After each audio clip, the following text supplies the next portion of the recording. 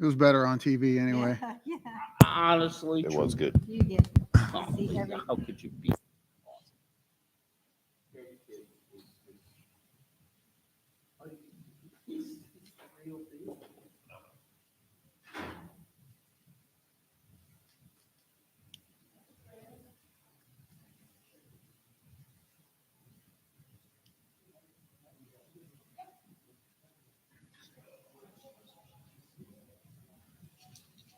Depending upon how they do with the vortex situation next year, they could be breaking. It doesn't matter. They are so open with help.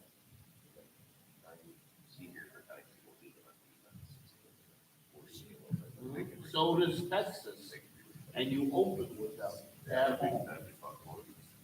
You imagine what they can see. That's a more Labor Day weekend.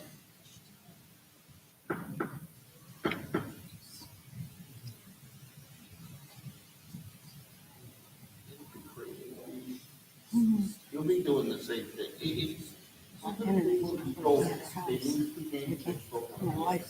I mean, we live out in the country, so we have issues all the time. And Spectrum is coming down our road, so we're so excited. You know, we were having that issue, so we bought Starlink. Well, we did Starlink and we had like really no luck, and our yard is pretty open. Danny got up on the top of the roof. And Yeah. we put it Yeah, I put ours up on the top of the roof, and it's been great. Has it been Yeah. good? That's what everybody said. Even AT&T guy told us get Starlink, so we did. And then Danny we left it on the ground, so I could get it. There were some things we could get, but Danny didn't do that. Yeah, I put it up on the roof, and with the app, you can kind of walk around and see where you get the best. So, and I bought that. I have another like roof mount if you guys want it. Well, we're going to try Spectrum because they came the other day to. But it doesn't drill into the roof. It's got weights on it, and it sits on top of the roof. Yeah, so I have one, Okay. and you can have it because I don't need Let's it. see how Spectrum works because we're going to try that. I tried to give it to Hiscox because I knew he was going to. He already bought one. Yeah, yeah.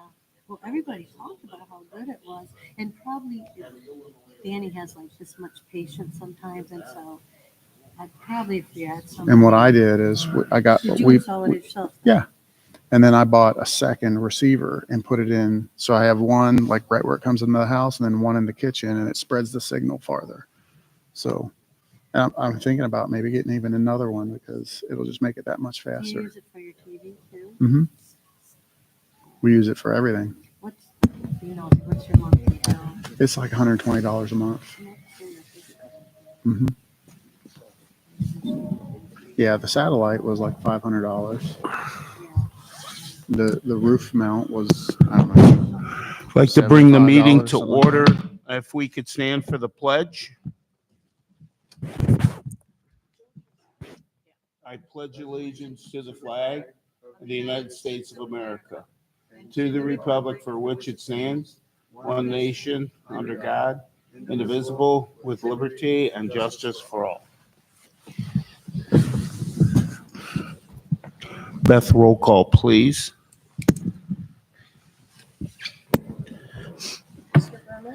Here. Miss McCaver, can you use your microphone, please? Sorry about that. Mr. Berman, Still here. Mr. Manfredi, Yes. Mrs. Miller just texted and she's walking in. Mrs. Stone? Here. And Mr. Wadsworth? Here. I need a first and a second for approval of the agenda. So moved. A second. Dan, Brian, any discussion? Beth, roll call, please. Mr. Berman, Yes. Mr. Manfredi, Yes. Mrs. Stone, Yes. and Mr. Wadsworth. Yes. Okay. I'd like to hold public comment till after we do our presentation. Typically, we do it before, but tonight we'll do it after. So instead of having public comment before, it'll be after. So we are to new business. And that is the discussion of future tax levies, tax implications, additional revenue sources of the district. So John and Beth, take it away. All right, thank you. Mrs. McCaffrey and I worked on this presentation for you. We just wanted to give a financial overview and a path forward. We will reference challenges, achievements, and solutions in this presentation. And to start, we're going to go back to 2017 and what our journey has been since 2017. We picked 2017 because that was the year that I got here.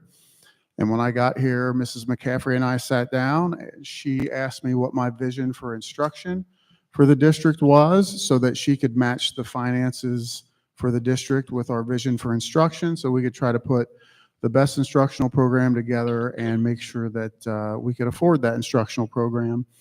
And we built that at the time largely around bringing in some additional revenues through open enrollment because open enrollment was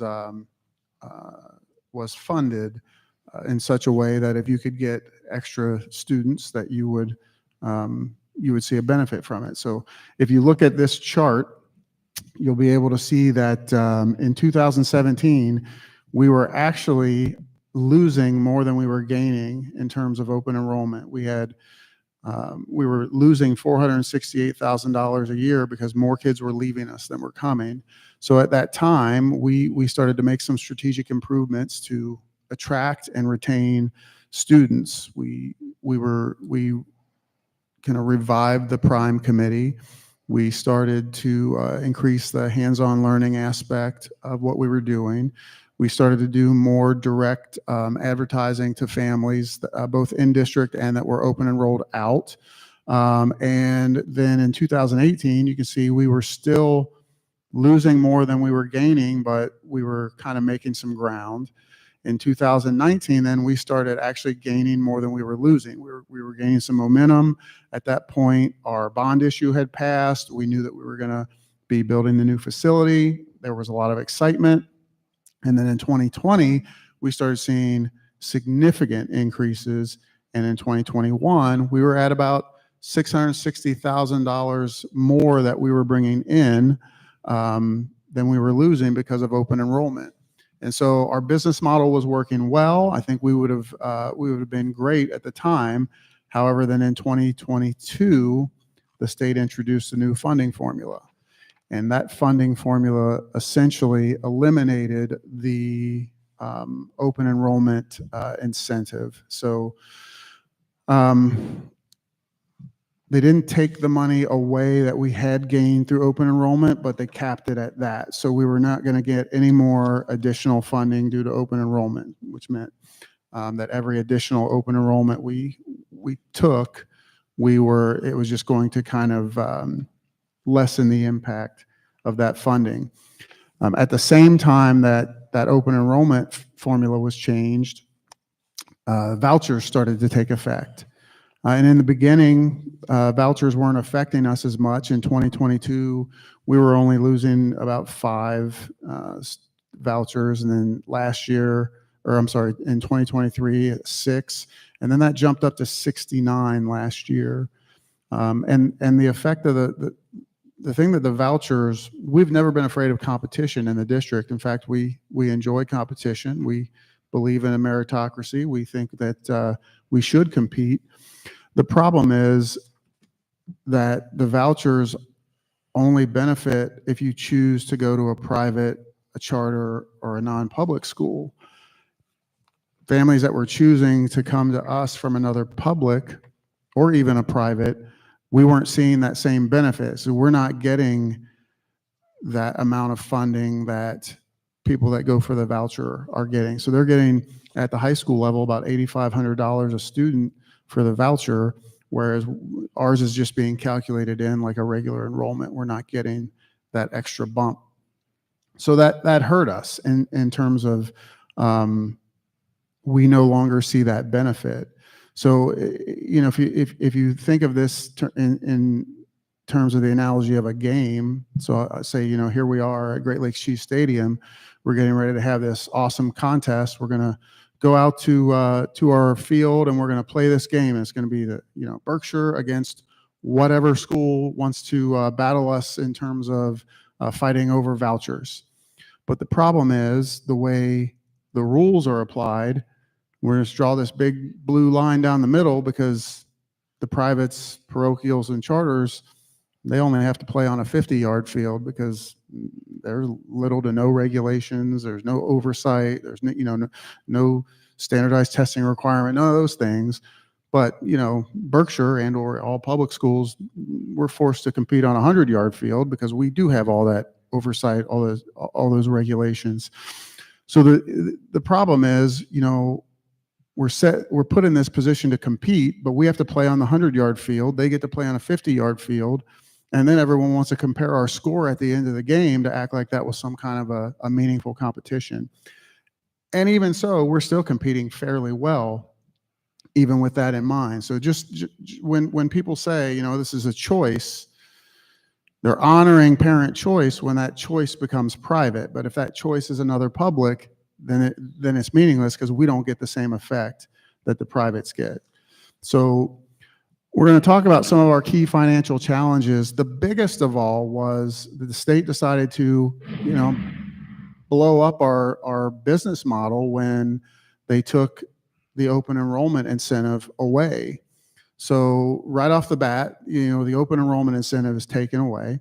That incentive is not taken away from anyone who wants to accept a voucher. On top of that, we'll take a little piece away from us because we had a loss of utility revenue. There's nearly $1 million in delinquent public utility that hasn't been collected. And that's public utility that should have come to us, that we were counting on, that we didn't get because it wasn't ever collected. And I don't think we've ever been given a really good explanation as to why it's not being collected.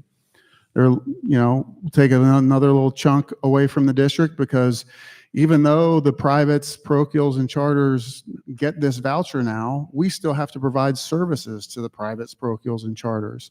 We have to provide their transportation, and we have to provide auxiliary services to them. If they need a school psych, we have to send a school psych to service kids there. They get a portion of our federal funding. So even though they're getting that full voucher that we're not getting, we still have to provide those services. So that's another little chunk taken. We'll take another little chunk away because of the preschool mandates. And if there's a special ed preschooler, we're completely responsible for the education or the cost to educate those children, but there's no state funding that accompanies preschool. We'll take another little chunk away from the district because we've got court place students. And every year we have 2 to 4 students who, one quick example, we had a student who was on probation, violated their probation, and the courts placed them out of state in a residential treatment. And the district we don't have any choice in where that is, and we don't have any choice in how much that costs. But we have to pay for the educational portion of that because we are the residential public school. So those are costs that it's really hard to plan for because we have no control over that. We take another little chunk away from the district because we have curricular mandates from the state. The state decides, okay, everyone must teach the science of reading. So, whether you had this curriculum or not, now you got to pay, I think we spent $350,000 on the science of reading curriculum that we implemented, not to mention the training and the time and the other things that go along with that. And then we'll take another chunk away because of the overregulation and the amount of reporting, compliance issues, audits, licensure, excessive standardized testing, all of which leads to resource drain for the district and increased stress. So essentially what we're doing here is, with what we have left of the Badger here, we're using those resources to provide the highest quality educational program that we can provide. And I think not a lot of people in the public understand all the little different pieces that are taken away before we can start to provide the program that we want to provide. But what I will say is we have demonstrated strong stewardship of the taxpayer dollars. The biggest thing I can point out right away is that we worked with the USDA to build this new school. We are the only school in the state of Ohio that has ever done that. And what that did is it allowed us to fund the school through the USDA instead of going out and getting on the bond market and getting legal counsel involved. And I know that we talked about this a lot during the bond issue campaign, but that saved our taxpayers just over $4 million over the life of the loan. So in addition to that, because we financed with the USDA, that gave us the capability to then refinance, which we wouldn't have been able to do had we gone the traditional bond route. So these are things that we're thinking of that not a lot of other people are thinking of. In fact, no other schools have ever done. So in 2022, before we had even moved into this building, we refinanced that levy. So our voters passed 3.6 mils to build this building. And then we refinanced, and that dropped their millage rate to 3.49. And the next year it dropped to 2.6, and now it's collecting at 2.5. So a demonstrated fiscal responsibility that how many other school districts can say we built a new building, and before we even moved in, we started showing efficiencies that saved money to the taxpayers. Now, maybe we didn't do a really good job of informing everybody what we were doing, but we were being fiscally responsible and prudent with the funds that we were given. Another example is if we look at ending cash balances for all, these are all the districts in Geauga County. This is Berkshire right here. We have never had a high ending cash balance because we've always spent what we needed to spend, and we've never tried to hoard money or save. We've kept it the same. And you can see we're kind of the same here. Beth does a really good job at trying to anticipate what expenses we're going to have and what revenues we have, and we stay the same. We're not going up and down trying to do the different things that a lot of other that you see happen in a lot of other places. So there's some demonstrated stewardship of taxpayer dollars. We're doing everything we can to give the best educational program we can at the lowest price. And speaking of best educational program, I want to talk about some successes that we should celebrate, because we have seen increased student services here to deal with students' mental health issues, things like that. We've had increased hands-on learning opportunities, increased career education opportunities. There's some pictures of our diesel tech program. We also have the medical assisting program. We have our Badger Lab vocational program where we've got students working in 32 different businesses within the county, all at the same time showing increasing test score as well. So, do we have the best test scores in the county? No, but they are consistently increasing as we're also increasing all these other services and adding to a deep program of studies at our high school. So offering our kids the hands-on career education that they need while improving and increasing test scores every year. We've gone from a 3-star to a 3.5 star to this year we were a 4-star district on the state report card. And you've seen that we've had increasing numbers of AP scholars. We've had College Credit Plus on the rise. So we're not just focusing on one area. We're growing all areas and offering all kinds of things to students. And that's demonstration that the model that we have in place is working. So we really want to hold on to that model, do everything we can to keep it, and continue to increase that achievement on the state report card while also increasing the number of workforce development programs that we have. And that doesn't even speak to our newest one that we've started with Preston, which is going to provide even more opportunities for our students here in the future. So that brings us to where we are now. This was our Badger that we talked about with all those different little chips taken off of us. But we recently lost another little piece of the Badger. with the rejection of the permanent improvement levy, which will put more strain on our general fund because of the lack of that revenue. We could offset some things that now will have to be paid for out of the general fund. There are also rising costs, and then frankly, we're not sure what external factors are going to influence school funding. I don't know if you've been keeping up with the recent studies. We've got some of our state legislators saying that they feel like the funding formula, which the effects of which don't benefit us greatly. I think they benefit some other districts a little better, but now they're saying that may be unsustainable as well. So just another kind of pickle we've put ourselves in. So if we look at our current 5-year forecast, we're looking at this red box shows the amount we're spending versus the amount we're bringing in. And you can see these are negative numbers. So we're deficit spending, which is not uncommon for school districts. And that's when you start to see that, then you start to look for grants or other things to offset those things, which we do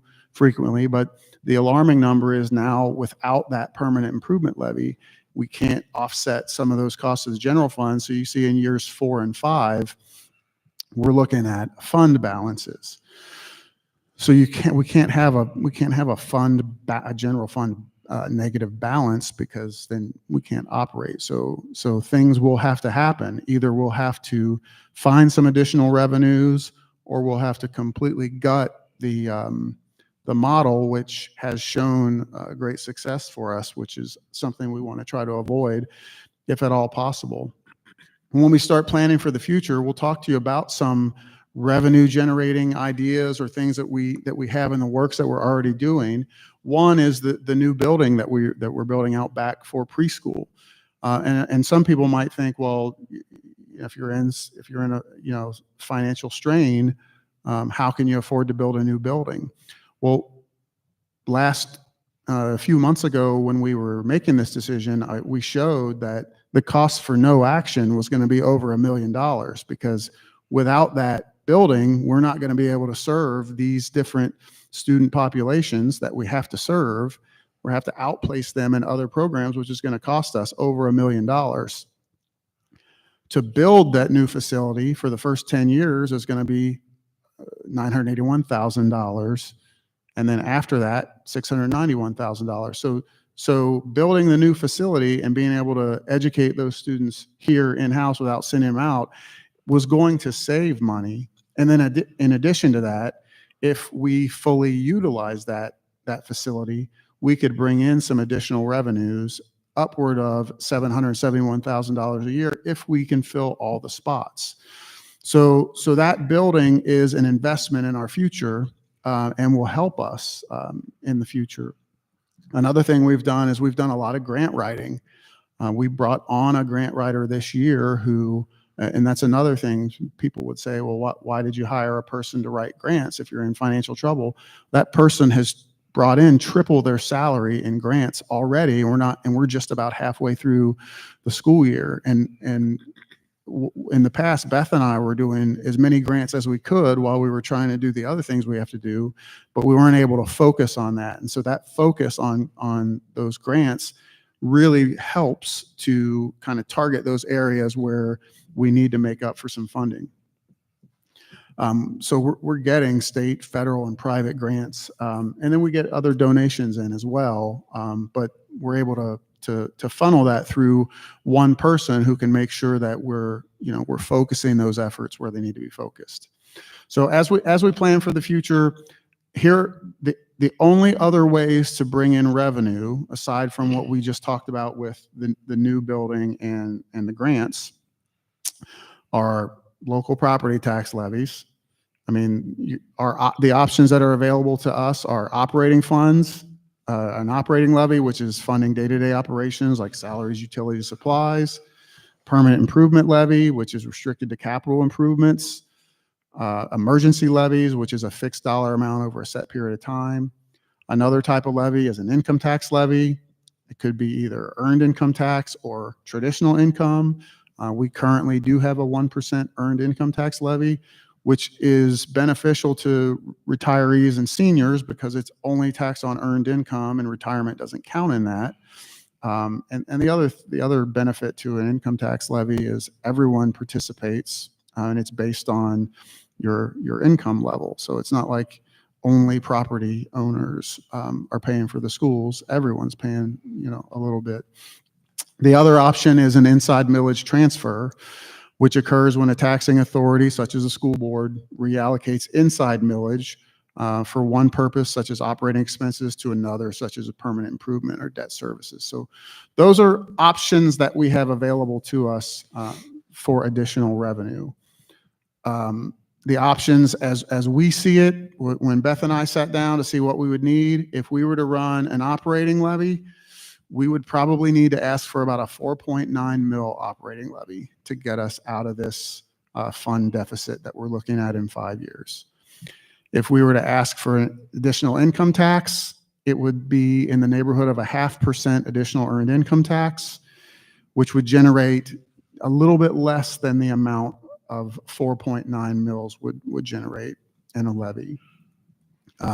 If we were to ask for a permanent improvement levy, it would be about 2.5 mils, and that wouldn't completely get us out of this debt, but it would allow us to shift enough expenses from the general fund to the permanent improvement fund that we could really attack that deficit and operate, as we have been. And then if we were to do an inside millage transfer, that would also be about 2.5 mils from the general to the permanent improvement fund. So what does this mean for the taxpayer? A 4.9 mil operating levy in this district would equate to $171.50 per $100,000 of market value. A 0.5% earned income tax would be about $250 per $50,000 of earned income. A 2.5 mil permanent improvement levy would be about $87.50 per $100,000 of market value. And the inside millage transfer at 2.5 would be the same, about $87.50 for $100,000 of market value. Now, as Beth and I talk, it seems like options 3 and 4 are really the only realistic options that we think would be possible or potential. So we went ahead and decided to show kind of what we could do with a new 2.5 mil levy or inside mill. And so there are certain things that we could pay for. So anything with a life of 5 years or more, like we're still paying on the athletic facility, the stadium behind us, and we're paying interest on that. So that could come out of that. The lease for the new building for pre-K could come out of that. We have an OFCC transfer that we're required to make every year, which is supposed to go to potential big maintenance we need down the road. We could pull makerspace equipment, career tech equipment, Chromebooks, buses, all out of that permanent improvement fund. It would be really no different than we had operated in the past when we had the permanent improvement levy. That's why we were always able to kind of make that work. So we have to be able to collaborate for a sustainable future here. I'll go back to, this was our 5-year forecast. We talked about the deficit spending and the being in a negative fund balance. If we pass the 2.5 mil permanent improvement levy, or if we transferred 2.5 of our inside mills into the permanent improvement fund, our new 5-year forecast would look like this. You'll see we're still deficit spending, which we could target. But if you notice, year 4, we are no longer in a fund balance, and year 5, that fund balance is divided by 4, basically. So we could really target with grants these deficit spending years, and everything we can do to knock this down has exponential impact on the future. So we feel like with that 2.5 mils, we could really get out of this issue, be able to continue to run the model that we're running and provide the benefits that we're providing, because what we're doing is we're trying to provide the best we can for our youngest students, for our middle students, and for our oldest students. And so that's what we're collaborating for. That's the investment that we're trying to protect, to make sure that we can keep doing great things for all these kids in our system. With that, I'll turn it over to the board for any questions that you may have for us.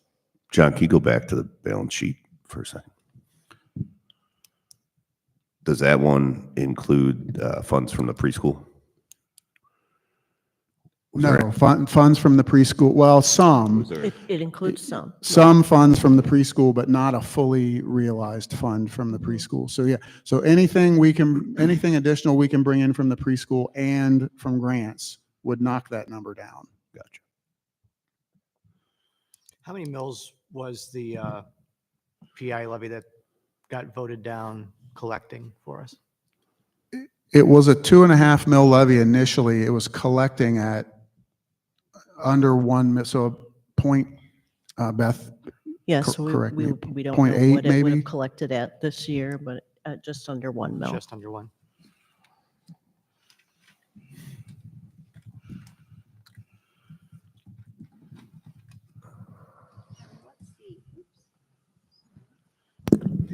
What is the average cost for a preschool student?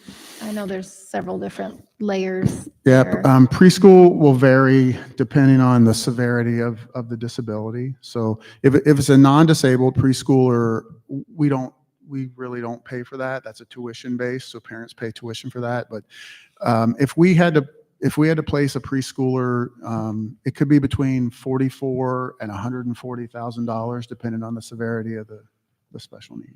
And how do we, I mean, it doesn't seem like there would be a way to really plan or budget for that. It's kind of the year before you can kind of get an idea, but Yeah, we try. So that's crept up on us a couple of years ago because we didn't have very many, and then all of a sudden there was an explosion. So you do the best you can, like looking at the year before or a couple of years before to see if there are any trends. We have a decent handle on it now, but it's still, every year it seems like we get a couple of either move-ins or, people find us and, that, so I mean, we just do the best we can to, And to it's be hard, clear, it's hard to plan for, basically. the state contributes nothing to that, correct?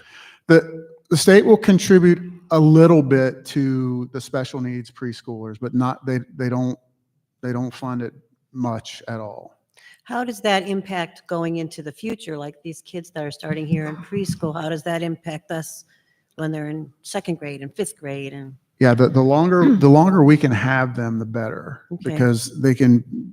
So when we get them in preschool, then we are in control of kind of what they're learning, so that when they roll into kindergarten, they're coming in kind of on a level playing field with other kindergartners coming in. what about financially? Because those kids would still need special services as they go through. Yeah, school. if they're our district resident, they're going to get special services, but we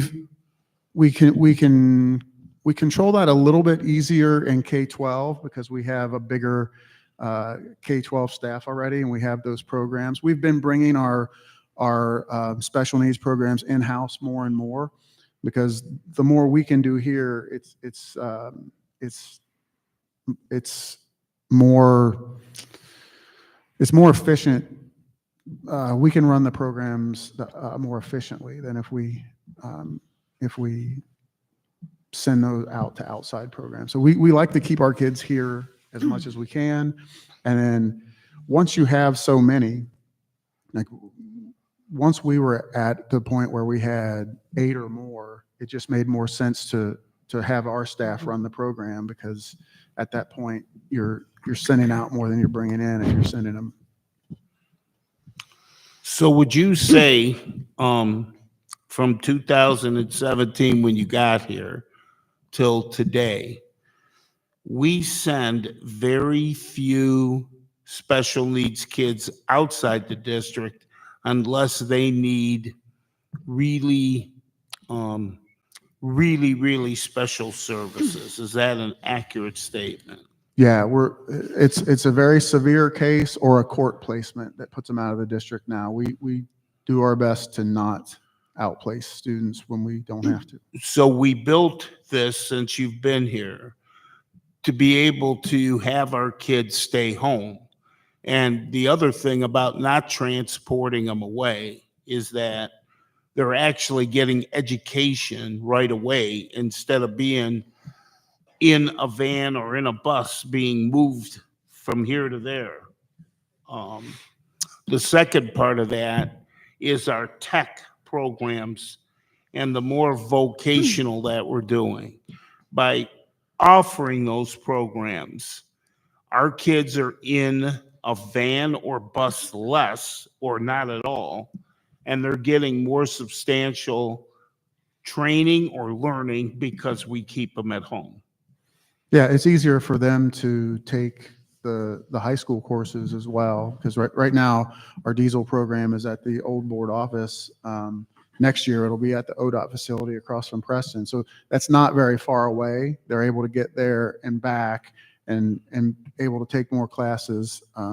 When the students go to Auburn, it's a 45-minute bus ride or a 35-minute car ride. So you're basically an hour plus that's an hour plus in the car that they couldn't take advantage of a class here because of the travel time. So if we wanted to put another, I mean, we have to do something. So if we went with the route of trying for the third time to get the PI levy passed, how soon can we get that on the ballot legally? And what kind of impact does the timing of that have on our outlook? Yeah, at this point, I think November is the soonest we can get it on the ballot. Beth, you correct me if I'm wrong. That's correct.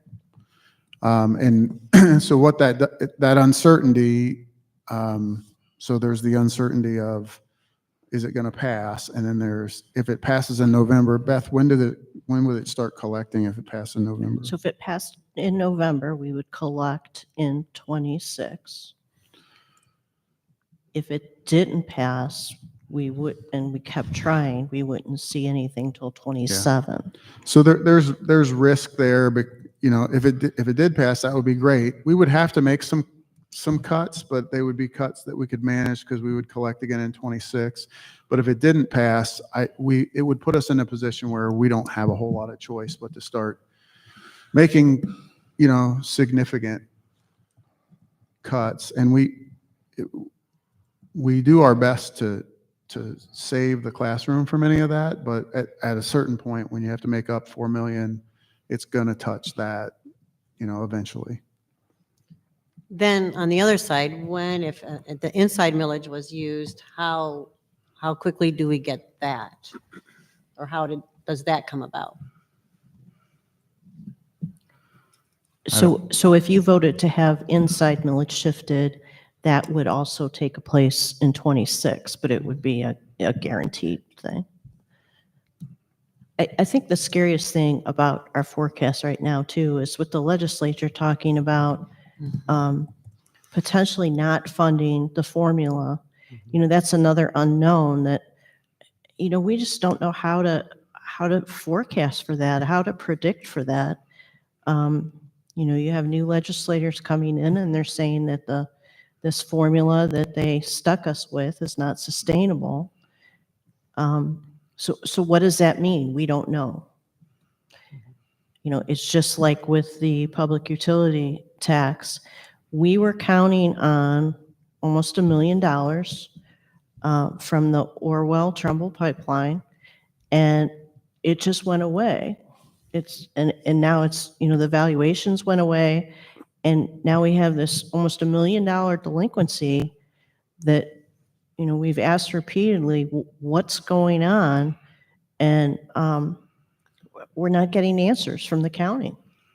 So that's very frustrating, because $1 million could do a lot for this forecast. But the last that we were told, and this is all the schools in Geauga County are affected by this, don't count on that money. So, when you have that in your forecast and you're collecting 5 years out and suddenly it drops off, that's a big change, And so we scramble and try and make it up someplace else.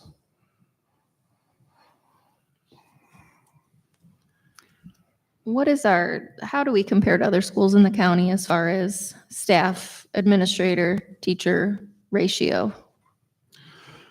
I'm not 100% sure about the county. I know statewide that typically, building level administration is about 1 to every 200 students. So if you look at the high school, we have 435 students. We have 2 building administrators, so we're right around the average. At the middle school, we have about 435 students, and we have 2 administrators. And at the elementary school, we have about 515, I think, students, and we have 1 building level administrator. So we're a little bit lower at the elementary. We're about average at the middle and high school. And to your point, what we're doing is working. I mean, that would be Yeah, the very sad yeah. thing about, And the thing If we about did cut, the that would be- administrators, I mean, I know everybody jumps right away to, get rid of those building administrators, but they provide a direct line of support to the classroom teachers, because if you don't have an assistant principal to handle some of the issues that teachers face in classrooms, then they're left to deal with those issues in the classroom while they're also trying to teach. So in terms of, who's on the chopping block first, yes, probably district level administrators, then, building level in terms of assistant principal, before we would ever get to the classroom. But just realize that the loss of those also puts a strain on the classroom teacher because they have less support. especially when we have rock star administrators like we do, who are just doing amazing things for the district and getting outstanding results and forming good bonds with the kids. That's just. Yeah, that I would think be the a proof's shame. in the pudding. That the model that we have is producing results on all of our metrics. It's not, and we really thought hands-on, learning that help kids through workforce development, and that's really where the state wants schools to go. And we're showing massive improvements there, but we're also showing those incremental improvements on the report card and the other things. So it's a model that's working. And we get calls from other districts to ask how we're doing it, what we're doing. And that's why I think it's a model that we want to protect if we can protect it. And, if we can't protect that model, then eventually something's going to give, either the workforce development or the report card, or heaven forbid, the program in general. But when you have a proven working model, you want to do everything you can to continue to support that model. When you look at having 5 principals and assistant principals total for 1,400 children, you have 280 children per administrator. And you can't say that our elementary doesn't get help from our middle school, because they do. Because we're in this same building, am I wrong by saying that these principals and assistant principals are commingling and working with each other? Right? Yeah, they're helping each other with lunch duties and they're working together they work together frequently. And we have weekly administrative team meetings where they all talk about what their needs are, and they all kind of jump in and help each other where it's needed. So. And that's why we built the model of having one building, and so they can help each other. And it isn't the assistant and high school principal only take care of 9 through 12, because I know that not to be the case. They're working with Mandy, or they're working with Heather to help. And we've seen that happen. So for the public, our administrators all work together. And that really goes for anybody that we have on our team. They're commingling and working with every group, because that's why we wanted one building, so that we didn't have to have duplicates of anything, because the way we used to have it with Ledgemont, Burton Elementary, and then the old building, I mean, we had to have separate people because they were in separate buildings. We don't have that anymore. Accurate? Is that an accurate statement? Yes. Thank you. I want to say something too, that you don't realize as a public, the expenses and all the things that have to come out of a school's budget. Because I was a teacher for 30 years and I didn't realize and I used to come to board meetings and all that other kind of stuff as a community member, as a teacher, but so much stuff comes out that we don't even realize what comes out of the budget that we think is just for education. Because everything, and now you look at, when John put all those pieces together, and now that the state's starting to take money through the voucher system out of that big fund, there's less and less for us to have. And we as a community then have to go to these levies that nobody wants just to support our schools the way we want to. And it's really quite complicated and so hard, but we all as board members want the best for your children and our children. And that's where decisions become so hard to make sometimes. I think our problem is everybody who is watching this presentation or joining us online or care to ask questions about this are the ones that support us and the progress we've made with this school and its system, and most of them, 99% of them, love what we're doing. The problem is there's a large majority of people out there that don't take the time or don't care to take the time to learn about what we're doing and see the progress we're making. They only see dollars and cents. So I think really it comes down to the question, it's obviously something that we have to change, and whether that comes from a levy or an inside millage, that's really our choice, right? That we need to get funds, and I think I agree with you in your presentation, those are the only two options that we have, is either having voters vote on it or transfer inside millage. So I think the $1 million question is, can we put all of our effort in to pass a levy, or do we think that's going to fail no matter what?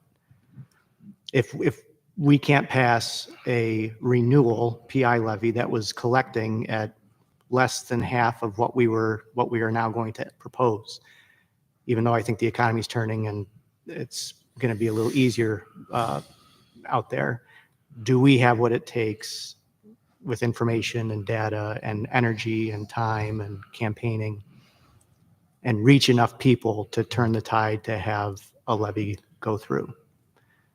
I think that's really what it's going to come down to.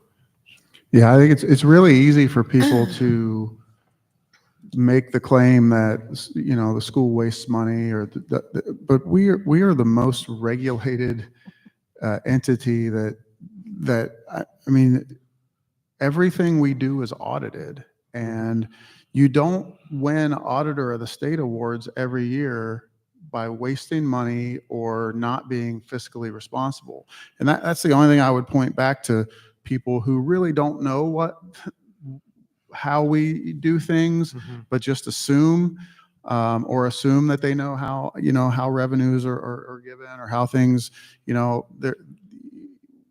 we would, every year that Beth has been the treasurer, she's been in the top 1%, and essentially this district then, because of Beth's work, has been in the top 1% of all districts in the state in terms of fiscal responsibility.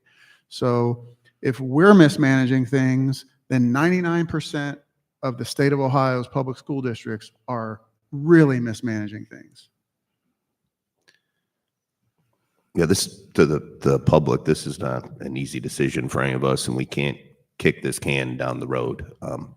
Bad things will happen, as we have seen in the past. But so it's, again, like what Dan said, I think we have to weigh the option of, are we going to put that effort into that and try to pass that, Or do we do an inside millage transfer because we cannot depend on the county to collect $1 million that we're due, and we can't depend on the state to have a fair funding model for the schools. And our community is very important. And I think the vast majority of the people in our community would agree that, you know, the school is the hub of the community, and your real estate value depends on how well the schools do. So to the general public, this is not an easy decision for us to make. The state, and we're talking specifically, Matt Huffman put out a video where they want to cut $650 million of funding to public education. Now, in quick numbers, the state has about 620 public schools, but it's not based upon the size of those schools, you know, their range in size. That would affect us approximately $500,000 right away. They make another cut, then you're going to cut what, yeah, obviously, if you're cutting 650 million out, they're going to be taking from every single district. That's the only way they can make that kind of cut. And he is adamant saying that he wants to do it. We have to protect our investment and our kids and our district. We have to protect it because the people in Columbus are not going to protect us. They've made that clear that the voucher program is staying. And we didn't even comment on this, but the 69 vouchers that are paid out are kids that were already in other schools. They weren't in our school and left. They already were in those schools. Now it's just that the money followed them to those schools. I don't knock that program. I'm not opposed to the program. I'm just not happy that if they're going to cut $650 out of the budget, they're going to hurt us then. And that's hurting our kids. If they would simply make that equitable and say, then open enrollment should count as a voucher because that's a choice. If they made that same commitment to the public school, then now that wouldn't be great. That would be good for Berkshire because we're winning the open enrollment war. That might not be good for some other districts who are losing open enrollment. But if you want real competition, have us play on an equal size playing field. Exactly. And our goal is to educate the children that walk through the doors. We don't look at their address. We don't ask them who their parents are. Our obligation is to educate those children. And I'm a firm believer that no matter where these kids come from, they're our kids when they walk through that door. And I want them here if they want to be here. So.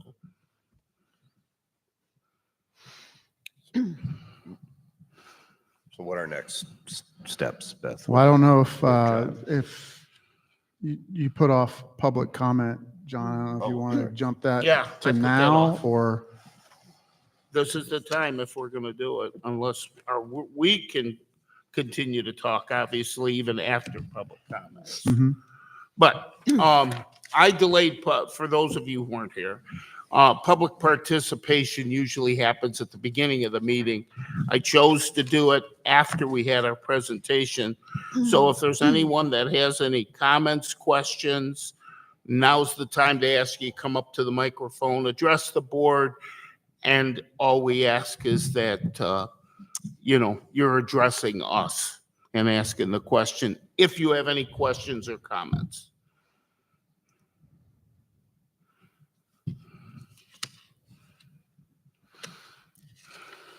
Okay. Now back to your question. Yeah, what are next steps? Procedure. So if you decide to put the PI levy back on, we would have 2 motions to pass, and then it would go on, we'd file it with the Board of Elections, it would go on the November ballot. If you decided to shift millage, from general fund to the permanent improvement fund. We would need to advertise twice, and there's some timing on the advertisement. So I think we would have to advertise like this, if you wanted to do it in February, we would advertise this Friday and then the following Thursday, and then you're required by law to have a public hearing. You're required by law to notify the county auditor. And then, so we would probably have to push our board meeting back an hour, do a hearing on the 10th, which would be our next board meeting. And then once the public hearing was over, you would go into regular session and then have it be part of regular business. Are we making a motion tonight? Do we need to make a motion tonight? That where we're headed? I need marching orders as to how to proceed. So either way, I think you need to either make a motion for me to prepare resolutions, either issue for next board meeting. Can we have the public session and talk about the inside millage transfer and then still have enough time if after that we vote on it and it doesn't pass, still have enough time to put the PI levy on for the fall? So discuss the inside millage transfer and then. Yes, you would have enough time to do that. So are you saying if you had a public hearing and then you said, okay, yes, you would. Okay.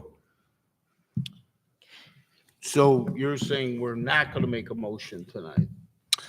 She's saying we need to tell her to. You have to advertise. give Beth marching orders one way or the other. And I think, Brian, your question was, can we start you down the road of the inside millage transfer?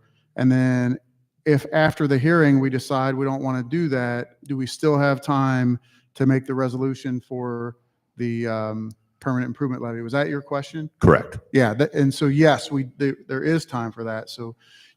So I guess the board, probably a motion is the best way to do it, because then you're going to have a vote on, you're not voting on what you're doing, you're just voting on what you're asking Beth to do next. So really, we're voting if we want a public hearing or not, is what it comes down to. Correct. Right? To discuss, the inside. We're voting on if we want a public hearing. Okay. I have a question here too, that why can we do this inside millage? What kind of things tell us that this is acceptable? What kind of laws or statements or? So the inside millage transfer is allowable by law. It's part of the Ohio Revised Code. And it does affect the 20 mil floor, and the 20 mil floor is part of the Ohio Constitution. So the Ohio Constitution says that a school district is constitutionally required to collect 20 mils to support a free, appropriate public education. It just so happens in our district, we haven't passed any operating levies in so long that we are at the 20 mil floor. So essentially, if we transfer the 2.5 mils from the general fund into the permanent improvement fund, it drops us below the 20 mil floor. So taxes would increase to raise us to the 20 mil floor. So just so we're clear, if you vote to do a millage transfer, it will increase taxes. Well, all four of the choices. All four of the increase choices will taxes. increase taxes. We need to get money from somewhere. So have other schools in our area gone that route in the last? There are other schools in the county that have transferred inside millage, but they were not at the 20 mil floor like we are. So Okay. you can transfer inside millage. If you're not at the 20 mil floor, it doesn't affect taxpayers. Yeah. But if you're at the 20 mil floor, then it does affect taxpayers. Okay. So no one else has been at the 20 mil floor when they've done it in this county. Other places in the state have, but not in the county. Okay. Any other questions or comments?